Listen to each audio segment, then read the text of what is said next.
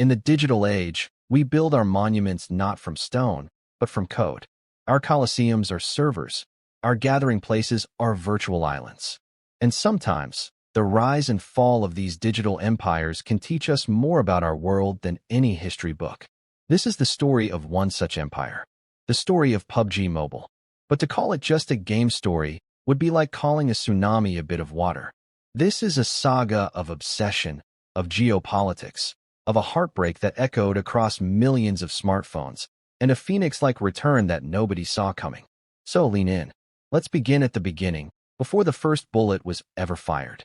Act I, The Dawn, Igniting a Revolution, 2018. Picture the mobile gaming landscape before 2018. It was quaint, colorful candies to be crushed, angry birds to be flung. Fun, sure, but it wasn't immersive. It wasn't epic. Then, on March 19, 2018, a seismic shift occurred. PUBG Mobile landed. It was a direct port of a hardcore PC game, a concept many thought was impossible. How could a smartphone handle this complexity? How could touchscreen controls ever feel right? But it did. And they did. The magic was in its brutal, beautiful simplicity. 100 players. One island. A shrinking playzone. The core loop was a masterclass in tension. The frantic, vulnerable first minute as you scavenged for a weapon. The eerie silence broken by distant gunfire. The heart-pounding final circles where a single breath could give away your position. This wasn't just a game. It was a 30-minute action movie where you were the star. And the world went berserk. The numbers are staggering, but let's give them life. 1.2 billion downloads. Think about that number. It's not just installs. It's 1.2 billion decisions to enter this new world. And the revenue? Over $9 billion. It was pulling in over $270 million a month. That's more than the box office of a major blockbuster film, every single month. This wasn't a hit. It was a financial supernova. Now, every empire has its heartland. For PUBG Mobile, that was undeniably India. But why? Why did this game, in this country, become a cultural tsunami? It was the perfect storm. The hardware revolution, affordable, powerful smartphones, and cheap 4G data plans put a powerful gaming rig in the pocket of every teenager and young adult. The social catalyst. In a country where shared public spaces can be limited, PUBG Mobile created a new, virtual ADA, a hangout spot. It wasn't just about killing enemies. It was about the banter. Bro, cover me. I got you a scope. It became the backdrop for friendship. The rise of the digital Maharaja. This is where it gets fascinating. The game didn't just create players, it created icons. Kids like Mortal and SC0UTOP, with their incredible skill and relatable personalities, became more famous than movie stars in certain circles. They weren't just playing, they were leading a revolution. They built armies of followers, and in doing so, they built the very community that would later become the game's most powerful shield. I want you to imagine the scale of this. Over 50 million active users in India at its peak. That's more than the entire population of Spain, all logged in, all fighting for that coveted winner-winner chicken dinner. It was a digital nation-state, and it was thriving. But, and there's always a but in stories like this, while we were all focused on the battle on the screen, a much larger, more dangerous game was being played in the halls of power. ACT3, The Collapse, the day the music died, September 2nd, 2020. There were rumblings, of course. Whispers of data privacy. Concerns about servers located outside the country. Tensions on a distant border began casting long shadows into our digital lives. We players tried to ignore it. It's just politics, we said. It won't affect us. We were wrong. September 2nd, 2020. The news broke not with a bang, but with a government notification. A list of 118 apps banned under Section 69A of the IT Act. And there it was, nestled among others, like a king being dethroned. PUBG Mobile. The word ban feels so clinical. It doesn't capture the reality. The reality was the sheer, utter silence. Logging in to see that dreaded connection failed message. The WhatsApp groups blowing up with "Bro, is it working for you?" The forums flooded with a digital grief we didn't know how to process. Let's talk about that grief, because it was real. For the casual player, it was the loss of a daily ritual, a stress reliever, a connection with friends. For the invested player, it was the loss of a digital identity. The rare skins they'd unlocked, the hard-earned ranks, a portfolio of achievement gone. But for the professional, the streamer, the esports athlete, it was an existential crisis. Imagine training for years to become a world-class athlete, and then one day, they ban your sport. Overnight, careers worth crores of rupees evaporated.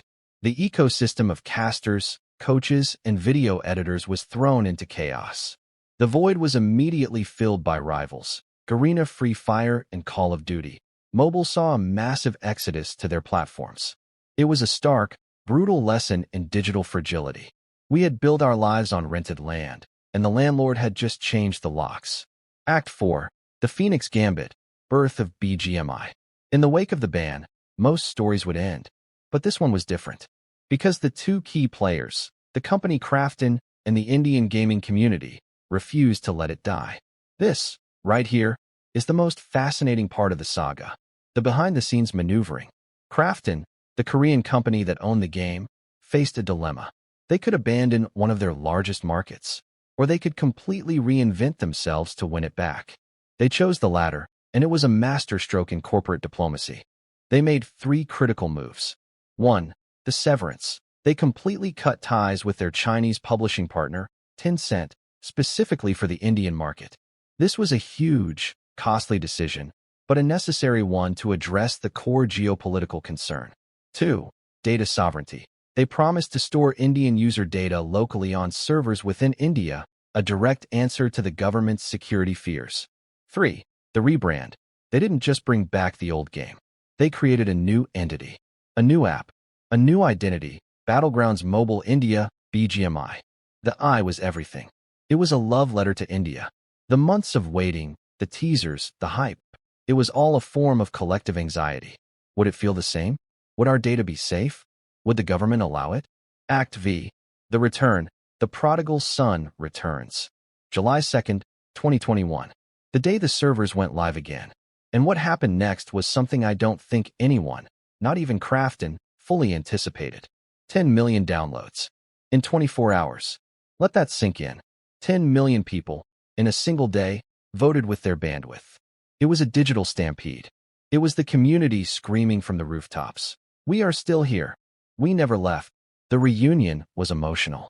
Players were logging in and just running around the training ground, refamiliarizing themselves with the controls. Content creators who had been struggling on other games came back home, their viewership numbers exploding. It was a festival, but the story wasn't over. In 2022, BGMI faced another temporary suspension, a test, and once again, the community's faith was tested. But this time, there was a crucial difference: open lines of communication. Krafton worked transparently with the authorities, and when it returned in May 2023, it was with the solidity of something that had passed its final trial by fire. It was here to stay. The echoes, a legacy etched in code. So what are we left with, Bai? What's the real moral of this billion-dollar story? First, it redefined an industry. PUBG Mobile proved, irrevocably, that mobile gaming is not a lesser platform. It birthed a legitimate, world-class esports scene. The PUBG Mobile Global Championship, PMGC, isn't a sideshow. It's a glitzy, global spectacle with prize pools in the millions, watched by tens of millions. It made superstars out of kids with phones. Second, it's a permanent case study in data sovereignty. This saga taught an entire generation of Indians a term they never thought they'd need. It showed corporations around the world that to win a market, you must respect its laws and its people's right to privacy. The BGMI model is now a blueprint for any global tech company entering a sensitive market. And finally, and most importantly, it's a testament to the power of community. The players, the creators, the fans. We weren't just passive consumers. Our collective loyalty, our refusal to let the memory fade, was the single biggest reason Krafton invested hundreds of millions of dollars into a reboot. We had the power, and we didn't even know it. The story of PUBG Mobile is a modern epic. It's a tale that spans from the glowing screens of a teenager in a Tier 2 city to the boardrooms of Seoul and the government offices of New Delhi. It's about how a virtual battlefield became a mirror reflecting our real-world tensions, our passions, and our incredible resilience. The game is back. The guns are firing again. But the landscape is forever changed.